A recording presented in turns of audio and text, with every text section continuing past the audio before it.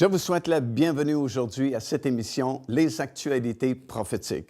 Bien, nous sommes en train d'étudier ensemble la chronologie des événements prophétiques qui doivent se produire, qui doivent arriver bientôt, jusqu'à l'établissement du royaume de Dieu sur cette terre. Nous avons déjà vu dans nos émissions précédentes que la majorité des signes qui nous ont été donnés dans la parole du Seigneur pour nous prévenir de la proximité du retour du Seigneur Jésus-Christ sont déjà accomplis. Mais maintenant, nous voulons voir, selon la parole de Dieu, quelle est la chronologie des événements à venir, des événements prophétiques qui ont été décrits dans la parole de Dieu comme devant se produire maintenant et pour plusieurs années devant nous jusqu'à ce règne éternel du Seigneur Jésus-Christ sur cette planète Terre avec tous ses rachetés. Déjà, nous avons vu que le prochain événement prophétique à venir, c'est cette attaque surprise d'une grande coalition de nations avec cette grande superpuissance située, selon la Bible, au septentrion, qui est le nord complet, au nord complet d'Israël.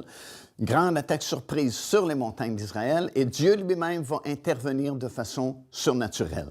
Ce sera suivi d'un deuxième grand événement prophétique, c'est-à-dire la signature d'un traité de paix et de sécurité pour une période de 7 ans qui permettra à Israël d'accepter cet homme comme son Messie, alors qu'en réalité, c'est un faux Messie, c'est, selon la Bible, l'Antéchrist.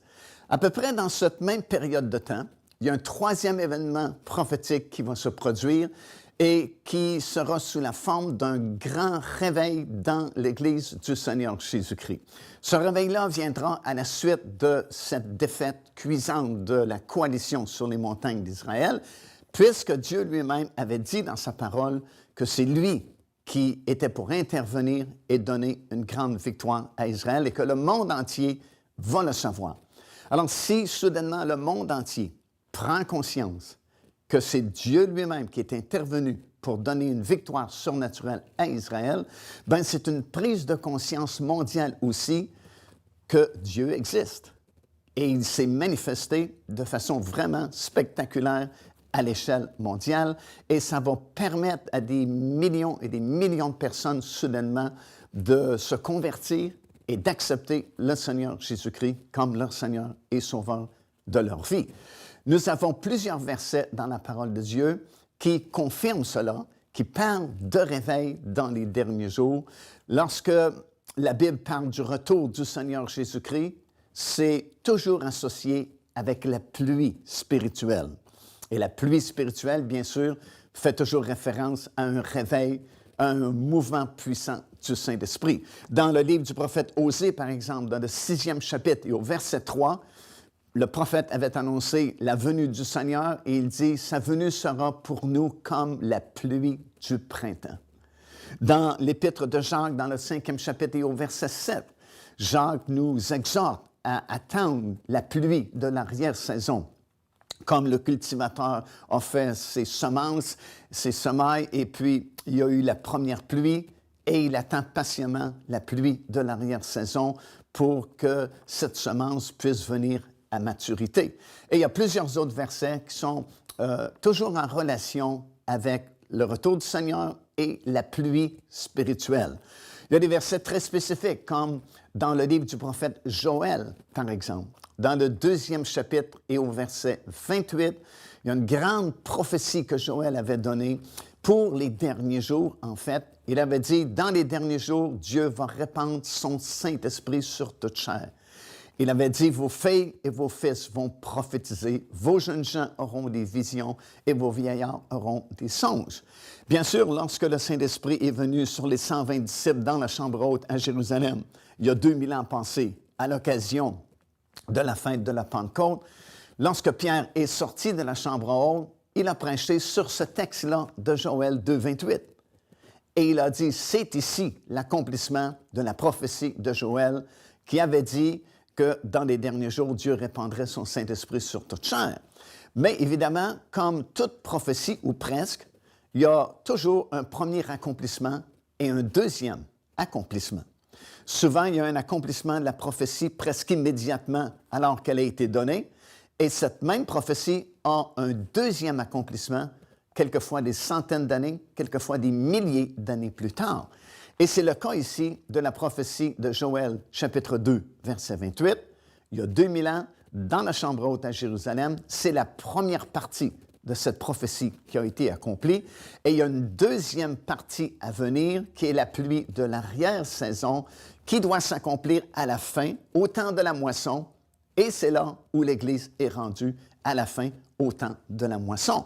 Parce qu'il y a certains détails dans la prophétie de Joël 2, 28 qui n'ont pas été accomplis il y a 2000 ans, lorsque le Saint-Esprit est descendu sur les 120 disciples réunis dans la chambre haute à Jérusalem. Alors, nous savons qu'il doit y avoir au moins une deuxième phase et certainement une troisième et dernière phase, alors que le royaume de Dieu sera établi sur cette terre à l'occasion de l'ouverture du règne de 1000 ans, qu'on va parler un peu plus tard au cours de ces émissions. Il y aura une troisième et dernière phase d'accomplissement de cette prophétie, alors que tous seront remplis du Saint-Esprit.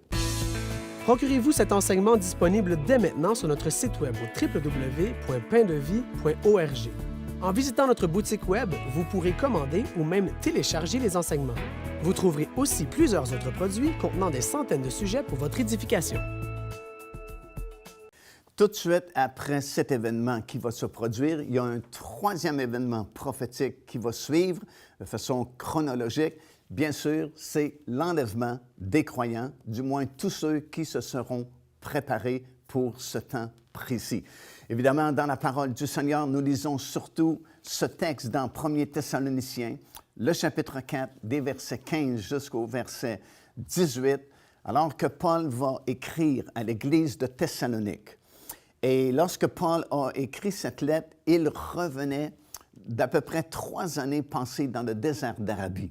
Parce que Paul avait trouvé le Seigneur Jésus-Christ sur la route de Damas. Bien sûr, il avait accepté le Seigneur et il avait commencé à prêcher déjà à Damas. Et bien sûr, ça ne fonctionnait pas parce que les gens n'avaient vraiment pas confiance en lui parce qu'ils savaient qu'il était venu à Damas pour amener des chrétiens en captivité à Jérusalem. Et à cause de cela, il y a eu des menaces de mort qui ont été faites contre lui. Et les frères qui avaient cru en lui ont été obligés de le cacher dans une corbeille et le faire descendre le long de la muraille, le mur de la ville de Damas, pour qu'il puisse s'enfuir pour sauver sa vie. Et l'apôtre Paul va nous expliquer qu'à ce moment-là, il est parti pour l'Arabie. Et lorsqu'il était en Arabie, il a eu cette grande révélation de la grâce. Et il n'y a personne vraiment comme l'apôtre Paul qui peut nous expliquer la grâce que nous avons présentement en Jésus-Christ. Mais en même temps, il lui fut révélé beaucoup de choses concernant les événements de la fin et particulièrement concernant l'enlèvement des croyants lorsque le temps sera venu. Et c'est vraiment grâce à ces révélations-là qui ont été données à l'apôtre Paul lorsqu'il était dans le désert d'Arabie que nous pouvons savoir et comprendre au sujet de l'enlèvement des croyants dans les derniers jours. Et cette révélation, je pense, elle était tellement forte, tellement grande, tellement importante, que lorsque l'apôtre Paul est revenu du désert d'Arabie, c'est sa première lettre qu'il a écrite à ces gens-là, à Thessalonique, aux Thessaloniciens. Et si vous lisez la première lettre de Paul et la deuxième lettre de Paul à l'Église des Thessaloniciens, quoi parle-t-il? Il parle surtout du retour du Seigneur Jésus-Christ et l'enlèvement de l'Église dans les derniers jours.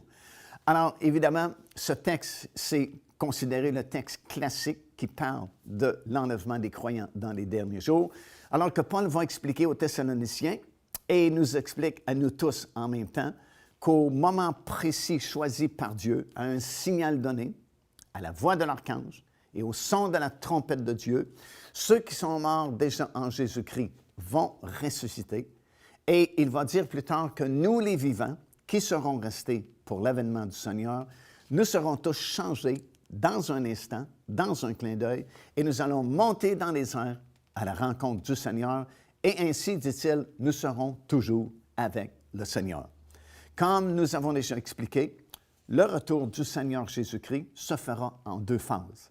La première phase, il ne vient que dans les airs, chercher ceux qui se seront préparés, et c'est nous qui allons monter à sa rencontre dans les airs, et nous allons au ciel avec lui.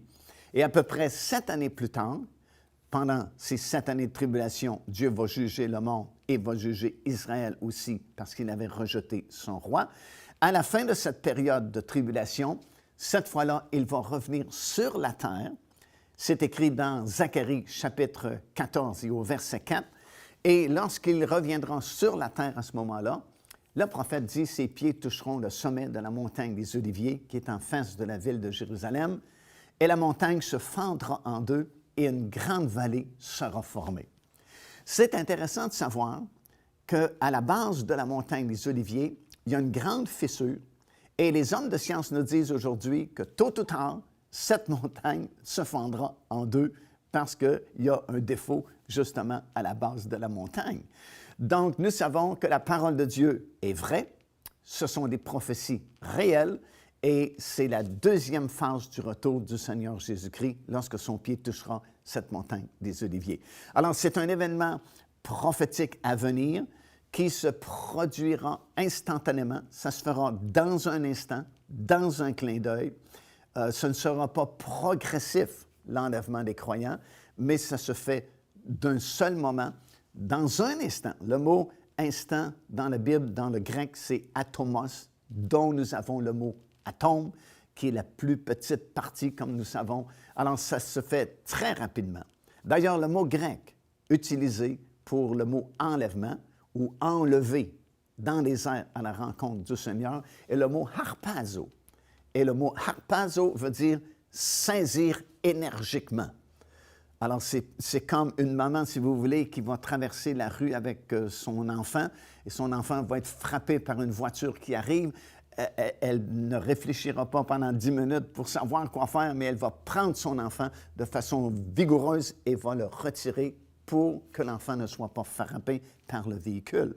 Alors, c'est la même définition, c'est dans le même sens. Harpazo veut dire saisir énergiquement, vigoureusement, et c'est comme ça que l'enlèvement des croyants se produira. Parce qu'évidemment, nous en allons dans les airs, à la rencontre du Seigneur. Et la parole de Dieu nous dit que présentement, dans les airs, c'est rempli de forces démoniaques. C'est là où sont les démons, c'est là où sont les forces sataniques, telles que ça nous est expliqué dans Éphésiens chapitre 6, par exemple, à compter du premier verset. Et parce que nous allons dans les airs à la rencontre du Seigneur, il faut que ce soit fait ainsi, de façon énergique, de façon vigoureuse, pour traverser ce blocage qu'il y a dans les airs et se rendre jusque dans la présence de Dieu, là-haut, dans le ciel. De toute façon, lorsque vous entrez dans le monde surnaturel, lorsque vous parlez des choses célestes, bien, les choses se font très rapidement. Quand Jésus est monté du sommet de la montagne des Oliviers et qu'un nuage l'a dérobé en leurs yeux, fraction de seconde, et il est déjà rendu à la droite du Père dans les lieux célestes. Joignez-vous à nous afin de célébrer le Seigneur et entendre le message de la parole de Dieu par l'évangéliste Mario Massicotte. Venez recevoir ce que Dieu a préparé pour vous. Visitez notre site web www.paindevie.org afin de connaître notre itinéraire. Nous serions très heureux de vous rencontrer et de vivre des moments forts avec le Seigneur.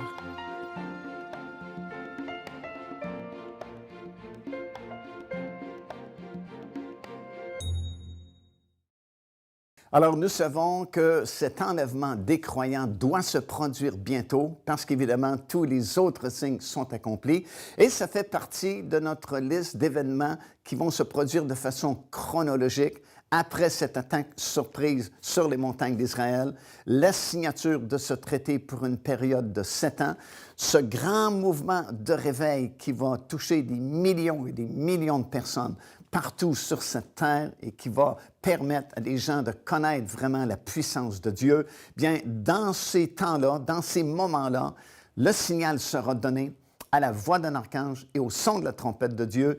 Cet enlèvement aura lieu tel que Paul nous l'a révélé dans sa première épître aux Thessaloniciens, alors qu'il nous dit qu'à ce moment-là, tous ceux qui sont morts dans le Seigneur Jésus-Christ et qui font partie de ce rang-là de la résurrection vont revenir à la vie et que nous, qui serons vivants aussi à ce moment-là et qui se seront préparés, seront changés dans un instant, dans un clin d'œil, et nous allons monter dans les airs à la rencontre du Seigneur. Personne ne sait exactement le jour ni l'heure de cet enlèvement-là. Et Jésus lui-même nous l'a bien dit que personne ne peut savoir ni le jour ni l'heure.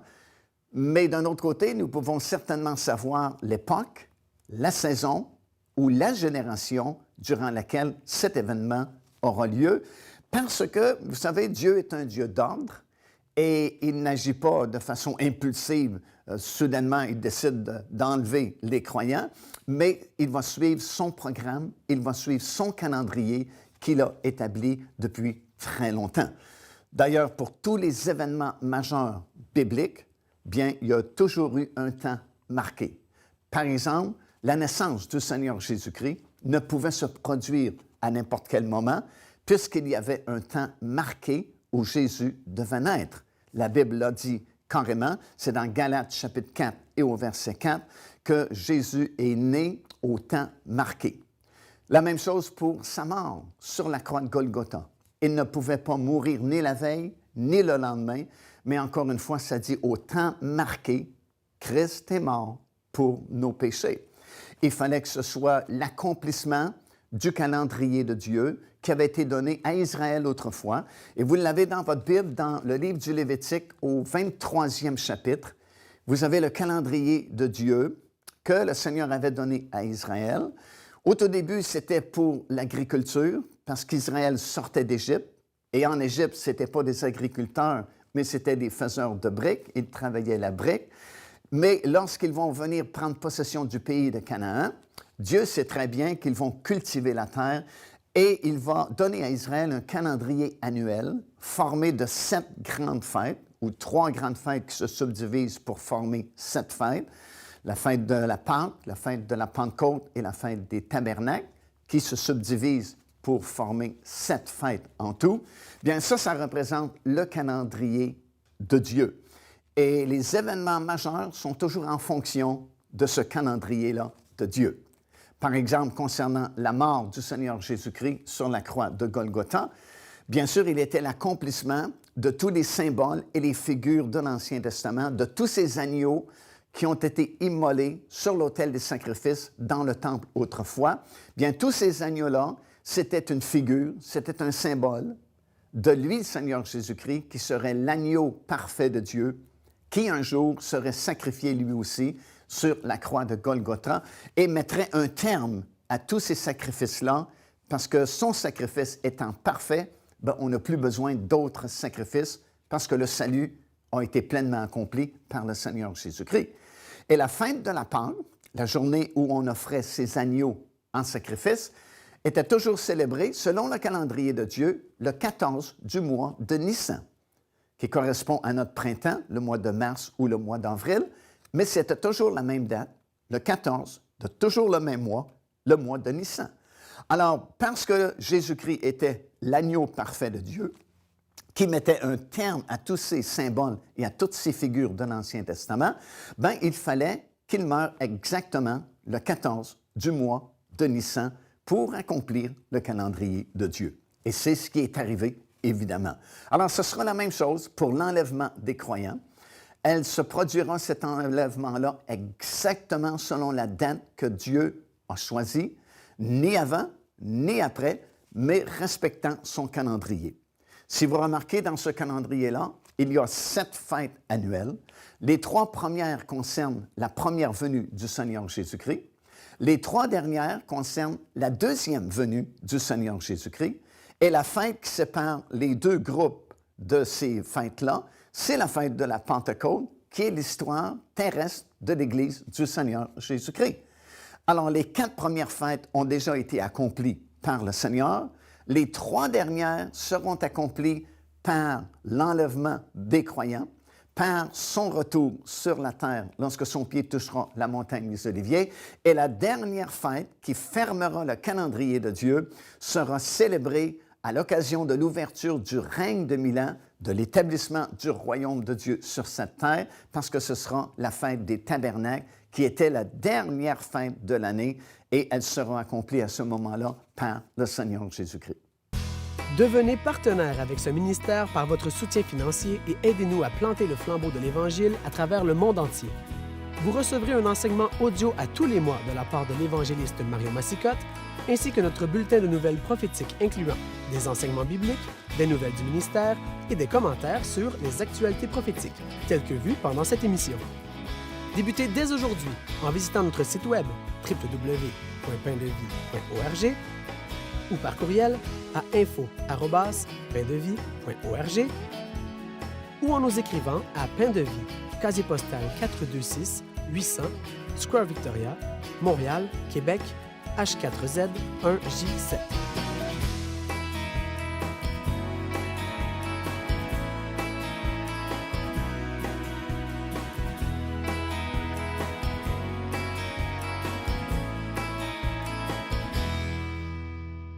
Alors, c'est évident que cet événement est pour très bientôt, puisque tous les autres signes sont accomplis. Et conséquemment, parce que ça va se faire rapidement, dans un instant, dans un clin d'œil, il faut nécessairement se préparer. Et à la lumière de ce que vous entendez au cours de ces émissions de télévision, prouvant que les autres signes sont accomplis, et ça nous démontre qu'on est vraiment une génération particulière, la génération de la fin, bien, tout logiquement, ça veut dire préparons-nous pour ce glorieux événement parce que, encore une fois, ce ne sont pas tous les gens qui fréquentent les réunions dans nos églises qui seront enlevés, mais uniquement ceux qui se seront préparés pour cet événement-là. C'est pourquoi, d'ailleurs, la Bible nous a donné des signes. Les signes, ce ne sont pas les choses réelles, mais ce sont des choses qui nous préparent pour ces événements-là. Ce sont des signes qui nous disent c'est pour bientôt. Et lorsque nous voyons le signe, bien, ça devrait nous encourager à nous préparer pour faire partie de ce glorieux enlèvement-là. D'ailleurs, dans le livre de l'Apocalypse, dans le chapitre 19, et versets 7 et verset 8, il est écrit ceci. « Réjouissons-nous et soyons dans l'allégresse et donnons-lui gloire parce que les noces de l'agneau sont venues et son épouse s'est préparé. » Ça veut dire qu'il doit y avoir une préparation. Parce que nous nous en allons à un mariage qui sera suivi du repas des noces de l'agneau. Et comme on sait très bien, il y a toujours un parallèle entre le monde naturel et le monde surnaturel. Et si nous parlons de mariage dans le monde naturel, bien nécessairement, il y a une préparation pour ce mariage-là.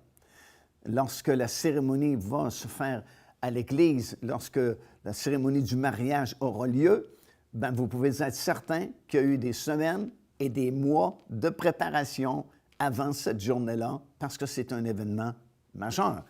Alors, à plus forte raison, dans le domaine surnaturel, il faut qu'il y ait une préparation du côté de l'épouse.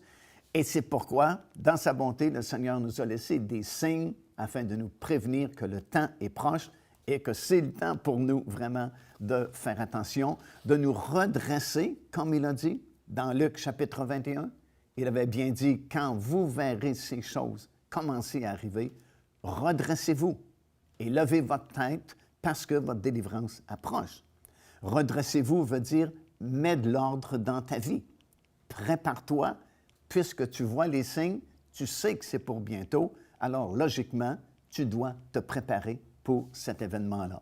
Il y en a plusieurs exemples de préparation qui nous sont donnés. Un par excellence, bien sûr, c'est celui de la reine Esther. Vous avez dans le livre, justement, d'Esther, dans le 2e chapitre, à compter du verset 12, comment Esther s'est préparée pour devenir l'épouse du roi de Perse à l'époque. Et nous lisons dans le verset 12 de ce 2e chapitre du livre d'Esther qu'elle a passé 6 mois à être baignée dans l'huile de myrrhe et 6 mois dans les aromates et les parfums en usage parmi les femmes à cette époque-là. Dans le psaume 45, qui est un psaume vraiment très intéressant en relation avec le mariage de l'agneau et sa glorieuse épouse un jour, parce que vous avez la description de la robe de mariée de l'épouse à ce moment-là. Elle est présentée au roi vêtue de ses habits brodés d'or, donc il y a de la broderie et il y a de l'or sur la robe de mariée de l'épouse du Seigneur Jésus-Christ. Et ça aussi, c'est vraiment très intéressant de faire une recherche de faire une étude dans la parole de Dieu sur les habits que nous allons porter. Parce que dans le monde à venir, lorsque le royaume de Dieu sera établi de façon physique et littérale sur cette terre bientôt, nous aurons des gloires différentes, nous aurons des autorités différentes et nous ne serons même pas tous habillés de la même façon. Il y a différents groupes qui composent la résurrection des justes. Certains groupes, les gens sont habillés d'une simple robe blanche, mais l'épouse de Christ est vêtue de vêtements somptueux avec de l'or et de la broderie sur sa robe. Alors, ça veut dire qu'il y a un temps de préparation et le temps, bien sûr, de préparation, c'est maintenant, puisque nous voyons tous ces signes s'accomplir autour de nous. Comment est-ce que nous pouvons nous préparer? Premièrement, en nous entretenant des choses de Dieu. Paul dit dans l'Épître aux Éphésiens de nous entretenir par des chants, par des cantiques, par la parole de Dieu. Parce que si on ne s'entretient pas dans les choses de Dieu, bien, très rapidement, les choses du monde vont entrer en nous. Depuis la chute de nos premiers parents, vous savez, toute chose doit être entretenue. Si vous n'entretenez pas votre maison, elle va se briser. Vous n'entretenez pas votre véhicule, il va se détériorer. Ben, c'est la même chose dans le monde spirituel. Si nous ne nous entretenons pas des choses de l'esprit, bien, rapidement, les choses du monde vont gagner du terrain chez nous.